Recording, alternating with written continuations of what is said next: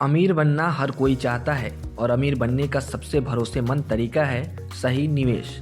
लेकिन सही financial knowledge की कमी होने के कारण ज़्यादातर लोग निवेश से डरते हैं और पैसा सिर्फ सेविंग अकाउंट यानी कि एफडी तक ही सीमित रखते हैं। इस वीडियो में हम आपको बताएंगे कि कैसे सही प्लानिंग और लंबे निवेश के साथ आप अपने 1 लाख रुपए को 1 करोड़ तक बना सकते हैं।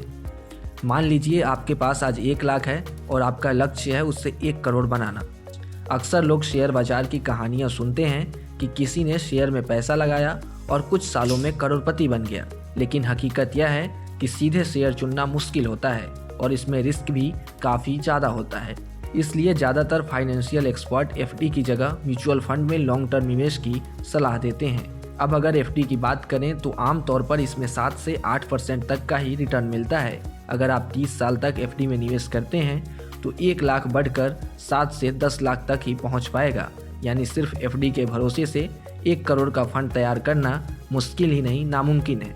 लेकिन अगर वही 1 लाख आप किसी अच्छी इक्विटी म्यूचुअल फंड स्कीम में निवेश करते हैं और उसका लॉन्ग टर्म एवरेज रिटर्न लगभग 12 से 15% के आसपास रहता है तो कंपाउंडिंग की ताकत से 30 से 35 साल में यही रकम 1 करोड़ के करीब पहुंच सकती है। पिछले कुछ वर्षों के डेटा को देखें तो कुछ स्मॉल कैप और मिड कैप म्यूचुअल फंड्स ने अच्छे समय में 18 से 25% तक का एवरेज रिटर्न दिया है। हालांकि यह रिटर्न गारंटीड नहीं होता और बाजार के उतार चढ़ाव पर निर्भर करता है।